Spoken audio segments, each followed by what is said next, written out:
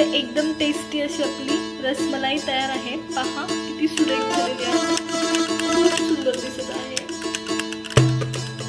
Easy आहे, खूप सुरेख सुरेख झालेली आहे।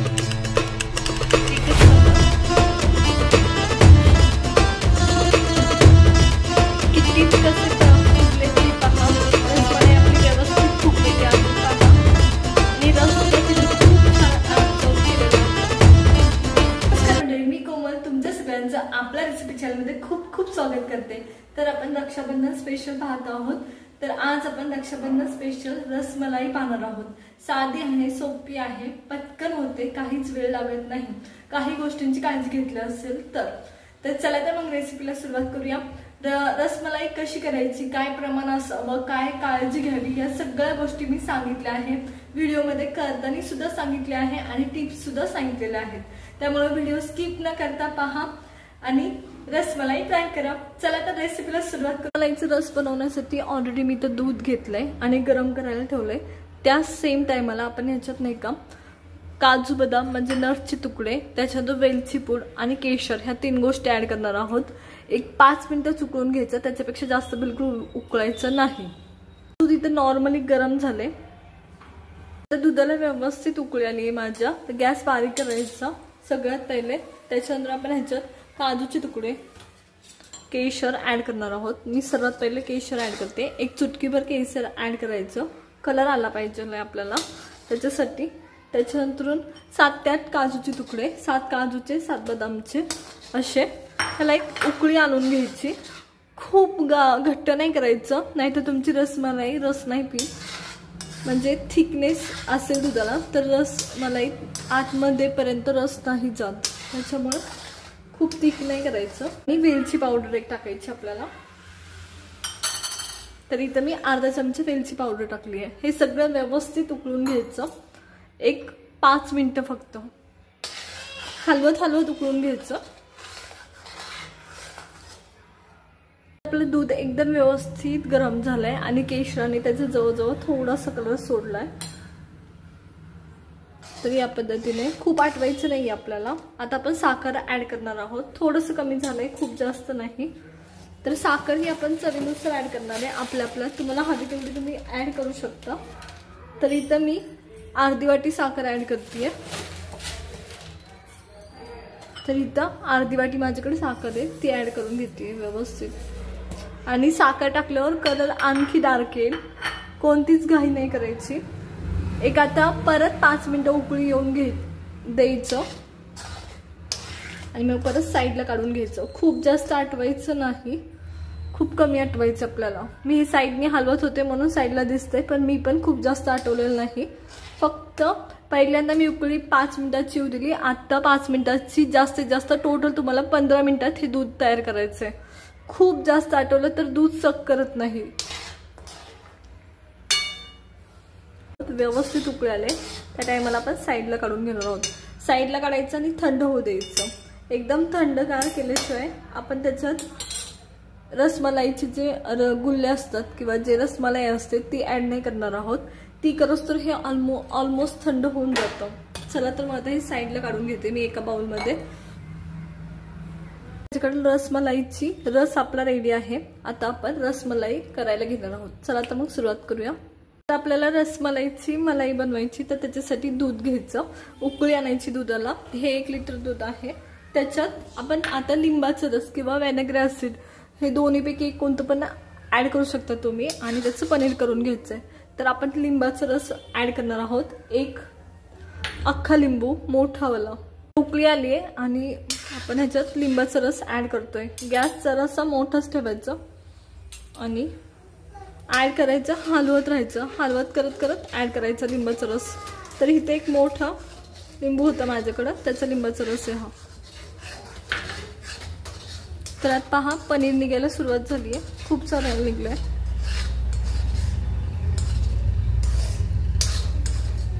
गॅस मोठाच ठेवायचा पनीर निघण्यासाठी। आता माझ्याकडे ह्याच्यात व्यवस्थित पनीर झालं। पनीर वरती आलं ना, गॅस बंद करायचा आणि हे पूर्ण गाळून घ्यायचं, जेणेकरून आपल्याला पनीर सेपरेट निघलं पाहिजे या पद्धतीने। चला तर मी हे गाळून घेते. आता कॉटनच्या कपड्यावर गाळणी आहे, त्याच्यावर कॉटनचा कपडा मी टाकलाय. आता त्यातला व्यवस्थित गाळून घ्यायचं. पनीर आपल्याला साईडला करून घ्यायचंय, त्याच्यामुळं तर हे व्यवस्थित गाळून घ्यायचे सगळं या पद्धतीने. आणि एक फिट बांधायचं आणि एक अर्धा तास तरी साईडला ठेवायचं. खूप जास्त प्रेस नाही करायचं आपल्याला त्याला. या पद्धतीने हे एकदम व्यवस्थित बांधून घेतेय. ह्याला खूप जास्त प्रेस नाही करायचं, पाणी फक्त काढून घ्यायचं आपल्याला. आणि पनीर बनवण्यासाठी जेवढा टाइम लागतो तेवढाच वेळ लागतो. आणि हे राहिलेलं पाणी तुम्ही दुसऱ्या दिवशी किंवा त्याच टायमाला चपातीला वगैरे यूज करू शकता. फेकून द्यायची काहीच गरज नसते. आता हे पनीर फक्त आपल्याला 10 मिनिटे ठेवायचं आहे. म्हणजे हे जे आपण केलंय ते एक प्रकारे ते पनीरच असतं. तर हे साईडला ठेवायचं, 10 मिनिटासाठीच ठेवायचं. त्याच्यापेक्षा जास्त वेळ ठेवायची काही गरज नाही. हवं असेल तर तुम्ही वजनाचं काहीतरी ठेवू शकता त्यासाठी, त्यातलं एक्स्ट्रा पाणी निघावं म्हणून. तर हे आपण 10 मिनिटं ठेवणार आहे. हे ठेवून आपले 10 मिनिटं झालेत. हे साईडला काढून घ्यायचं व्यवस्थित एका ताटामध्ये. हे काढून घ्यायचं व्यवस्थित या पद्धतीने. हे पहा किती सुरेख झालंय. तर आता हे काय करायचं, आपल्याला मळून घ्यायचंय. अगदी पीठ मळतो ना तसं. तेल जोपर्यंत तूप लागल्यासारखं हाताला होत नाही ना, आता हात माझं क्लीन आहे, जोपर्यंत पूर्ण तेलकट होत नाही ना तोपर्यंत आपल्याला ह्याला मळायचं असतं. सोडायचं आणि मळायला सुरुवात करायची. तर मी माझं व्यवस्थित मळून झालंय. मी तुम्हाला एकदा दाखवते मी कशा पद्धतीने मळलं. एकदा थोडा पोर्शन घ्यायचा मळायचा आणि असं मळायचं जेणेकरून ही व्यवस्थित मळली गेली पाहिजे. तर ही माझी एकदम व्यवस्थित मळली गेली आहे, कारण सहज निघून येते. पाहिलं का तुम्ही. तर आता काय करायचं, ह्याचे आता मलाई आपल्याला बनवायची आहे. छोटी मलाई बनवून घ्यायचे. असे गोळे ह्याचे छोटे छोटे बनवून घ्यायचे, कारण ते परत फुगतात. त्याच्यामुळे या पद्धतीने खूप छोटे, पेड्यापेक्षा पण लहान, कारण ते परत मोठे होतात. तुम्हाला हवं असेल तर 1 चमचा तुम्ही मैदा ऍड करू शकतात, त्याने तुटत वगैरे नाही. जर हवं असेल मैदा तर नक्की टाका 1 चमचा. मी नाही टाकलेला. तुम्हाला हवं असेल तर 1 चमचा मैदा नक्की टाका. तर आता आपण ह्याचे गोळे करून घेणार आहोत. एकदम बारीक बारीक करायचे. तर या पद्धतीने. तर तुम्ही पाहिलं का, मी जेव्हा तिंबलंय तर तेव्हा पूर्ण तूप माझ्या हाताला लागलं आहे. याचा अर्थ एकदम व्यवस्थित तिंबलं गेलं आहे. तर ह्या पद्धतीने पेड्यासारखे नाही, चपटे मलाई बनवून घ्यायचे व्यवस्थित या पद्धतीने ह्या साईजमध्ये. आणि चला तर मी सगळे मलाई असं गोल बनवून घेते. टिक्की बनवून झाल्यात व्यवस्थित आपल्या. तर या पद्धतीने आपण टिक्की बनवल्यात. आता आपण पुढची प्रोसेस करणार आहोत आणि बाकीच्या मी जशा जशा होईल तसं तसं बनवणार आहे. चला तर मग आता पुढची प्रोसेस करूया आपण. आपल्याला बनवलेल्या सगळ्या टिक्की हे पाण्यात उकळून घ्यायच्यात. तर त्यासाठी तर मी पाणी उकळवायला ठेवलं होतं, ते उकळले व्यवस्थित. एक मोठी वाटी आपण इथं साखर टाकतोय. साखरेचं प्रमाण तुम्हाला हवं असेल तर तुम्ही कमी जास्त करू शकता. व्यवस्थित साखरेचं पाणी उकळू द्यायचं आणि नंतर आपण ह्याच्यात टिक्की सोडणार आहोत.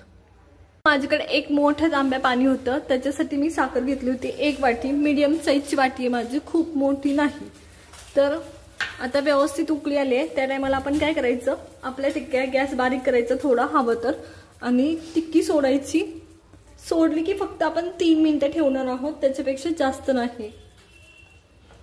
तर ह्या सगळ्या टिक्क्या मी सोडून देते. 3 मिनिटं झाकून आपण ह्याला शिजवून घेणार आहोत. एक प्रकारे वाफ काढून घेणार आहोत. आता 3 मिनिटं झालेत. आता आपण हे झाकण काढून घेणार आहोत आणि आपल्या टिक्की टर्न करून घेणार आहोत. गॅस माझा मोठाच होता, मी परत मोठा होता गॅस, त्याच्यामुळं. आणि हा टर्न करून घ्यायचा. तर काळजी घ्यायची, तुटणार वगैरे नाही. वाटतं तुटतं असं, पण नाही तुटणार. आणि परत 3 मिनिटं मी गॅसवर ठेवणार आहे. गॅस मोठाच ठेवायचं. आणि हे परत 3 मिनिटं आपण ठेवणार आहोत. आता इथं माझी टिक्की आता परत आपण उघडून पाहणार आहोत टिक्की कशा झाल्यात आपल्या. तर मी ते साईडला घेते आणि पहा फार सुरेख झालाय, तुटल्या वगैरे नाहीये. तर आता काय करायचं, इथं मी साईडला थंड पाणी घेऊन ठेवलं होतं, तर त्याच्यात ह्या टिक्की लगेच त्याच्यात टाकायचं, जेणेकरून त्याची शिजण्याची प्रोसेस आहे पुढची ती स्टॉप होते. शक्यतो खूप थंड पाणी घ्या, त्याच्यामुळे प्रोसेस स्टॉप होईल शिजण्याची. गॅस बंद केला तरी चालेल.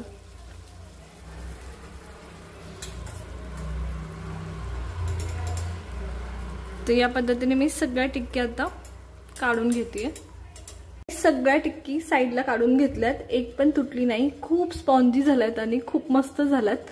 तर आता आपण काय करणार आहोत, बाकीचे जे राहिलेल्या टिक्क्या आहेत आपण त्याच्यात सोडून घेणार आहोत आणि सेम प्रोसेस करणार आहोत। तिचे मी सगळे ऍड करून घेतल्यात आणि झाकण ठेवून परत 3 मिनिटं ठेवणार आहोत। दुसऱ्या टिक्की होतं ते तोपर्यंत आपल्या आधीच्या टिक्की ह्या अशा घ्यायच्या आणि ह्याच्यातलं पाणी व्यवस्थित काढून घ्यायचं। अशा पद्धतीने काढायचं की टिक्की तुटली पण नाही पाहिजे आणि पाणी पण बऱ्यापैकी निघलं पाहिजे या पद्धतीने। तर हे पहा, तुटली पण नाही आणि पाणी सुद्धा व्यवस्थित निघले। तर ह्या सगळ्या मी अशा काढून घेणार आहे आता। चला तर मग ज्या पद्धतीने आपण दहीवड्याचं पाणी काढतो त्याच पद्धतीने सेम दहीवड्यासाठी जे वडे बनवतो त्याचं पाणी जसं काढतो सेम त्या पद्धतीने, वेगळं काही नाही। हे काढायचं आणि ह्या साईडला ठेवून द्यायचं। ऑलमोस्ट मी सगळ्या रसमलाई मधलं माझं पाणी काढून घेतलंय, पूर्ण पाणी काढून घेतलंय। तर हे पूर्ण थंड झाल्याशिवाय आपल्या रसात बिलकुल नाही टाकायच्या, सगळ्यात महत्त्वाचं, नाहीतर खराब होईल। त्याच्यामुळे थंड होऊ द्यायच्या। आता थोडं जरी गरमपणा असेल तरी थंड होऊ द्यायच्या आणि मग आपण रसात ऍड करणार आहोत। पण आपली रसमलाईची जी रस बनवून घेतला होता तो घेतलाय आणि इथं ह्या टिक्कीज बनवून घेतल्या होत्या त्या घेतल्यात। तर आता हे आपण सोडणार आहोत। माझ्या टिक्की पूर्ण थंड आहेत त्या टाइमला आपण ऍड करतोय, गरम बिलकुल ऍड करायच्या नाहीत। तर ह्या पद्धतीने या सगळ्या सोडून घ्यायच्या। सगळ्या टिक्की ऍड करून घेतल्यात व्यवस्थित। आता कमीत कमी आपल्याला 1 तास भिजू द्यायचे, म्हणजे टिक्कींमध्ये पूर्ण रस आपला मिक्स होतो। तर ह्या मी पलटून घेते थोड्याशा सुरीच्या सहाय्याने आणि 1 तास तरी कमीत कमी वेट करायचे। वरतून थोडेसे तुम्ही ड्रायफ्रूट ऍड करू शकता। तर मी इथं थोडेसे करते। तर हे आता आपण 1 तास असंच भिजत ठेवणार आहोत। जेवढा जास्त वेळ जाईल तेवढा चांगलं असतं, तेवढी टिक्की जेवढी जास्त भिजेल तेवढी ती रसरशीत आणि स्पॉन्जी आणि चवीला पण फार सुरेख लागते। त्याच्यामुळे जेवढा वेळ तुम्ही जाऊ द्याल तेवढं ते खूप सुरेख लागणार। तर हे आपली रसमलाई तयार आहे, खूप सुंदर झाली आहे, पटकन होते, काहीच वेळ लागत नाही। साहित्य घरात असेल तर पटपट होऊन जातं आणि खर्च पण खूप कमी येतो। तर नक्की ट्राय करा। ते एकदम टेस्टी अशी आपली रसमलाई तयार आहे। पहा किती सुरेख झालेली आहे, खूप सुंदर दिसत आहे, इझी आहे, खूप सुरेख सुरेख झालेली आहे, एकच नंबर। कितीच कसे फुगलेत ते पहा। रसमलाई आपली व्यवस्थित फुगलेली आहे पहा आणि रस सुद्धा तिने खूप छान ऍब्सॉर्ब केलेला आहे। त्यात महत्त्वाचं, तुम्ही जेव्हा रसमलाईला कोणतं पण म्हणजे रस करायला किंवा मलाई करायला जे दूध घेणार आहात ते म्हशीचं घ्या आणि फुल फॅट मिल्क असावं। जर तुम्ही नाही घेतलं तर त्याचं व्यवस्थित मलाई होणार नाही आणि रस सुद्धा होणार नाही। दुसरी गोष्ट सगळ्यात महत्त्वाची, रस आहे तो पातळ असावा, बासुंदी सारखा खूप थिक नाही करायचा। आणि केशर, जर केशरचा जो पिवळा कलर असतो तो केशरचा येतो, त्याच्यामुळे केशरच्या नुसारच त्याला पिवळा कलर येणार आहे, तुम्ही जसं टाकाल तसं। त्याच्यामुळे त्याची पण काही खूप काळजी करायची नाही जर कलर आला नाही तरी। दुसरी गोष्ट, रसमलाई ही तुम्ही त्याचं पनीर काढताय त्यावेळेस एवढी काळजी घ्यायची की जेव्हा तुम्ही पनीर काढलेलं असतं ते 3-4 पाण्याने परत धुवायचं, कारण त्याच्यात तुम्ही व्हिनेगर टाकता पनीर होण्यासाठी किंवा लिंबाचा रस टाकता, त्याचा वास लागतो त्या पनीरला किंवा छेलेला। त्याच्यामुळे तो पूर्ण स्वच्छ धुवून घ्यायचा जेव्हा तुम्ही ते कपडा ओपन करता तेव्हा, नाहीतर त्याचा वास लागून होतो आणि ते खूप खराब आंबूस आंबूस लागतो। तिसरी गोष्ट, तुम्ही जर पहिल्यांदाच रसमलाई करत असाल तेव्हा त्याचे जे बॉल आहे आपण बनवते, टिक्की बनवते, फुटेल असं वाटत असेल, पहिल्यांदा करताय तर 1 चमचा मैदा घाला किंवा कॉर्नफ्लॉवर घाला, दोन्हीपैकी एक घाला। मी तर पहिल्यापासून केली तर मी कधी कॉर्नफ्लॉवर आणि मैदा घातला नाही आणि माझी कधी तुटली सुद्धा नाही। जर तुम्ही व्यवस्थित मळलं असेल, मी कसं मळायचं हे सांगितलंय आणि कसं ओळखायचं व्यवस्थित मळलेलं आहे का नाही ते सुद्धा सांगितलंय रेसिपीमध्ये। त्याच्यामुळे जरी तुम्ही पहिल्यांदा करत असाल, मळली जर व्यवस्थित असेल तर टिक्की आतमध्ये जेव्हा पाण्यात टाकता तुम्ही तर विरघळत नाही। त्याच्यामुळे जर भीती वाटत असेल पहिल्यांदा करताना तर मैदा किंवा कॉर्नफ्लॉवर ऍड करा, सगळ्यात महत्त्वाचं। आणि इतकी सोपी आहे रसमलाई। तर तुम्हाला रसमलाईची रेसिपी कशी वाटली हे आम्हाला कमेंट करून नक्की सांगा।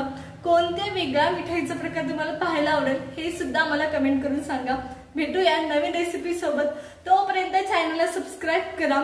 तुम्ही सबस्क्राइब करत नाही, नुसतीच रेसिपी पाहून जाता, त्याच्यामुळे नक्कीच चॅनलला सबस्क्राइब करा, लाईक करा, शेअर करा। तुमची एक लाईक सुद्धा आमच्यासाठी खूप महत्त्वाची असते, कारण जर तुम्ही लाईक केली तरच व्हिडिओ पुढे जातो।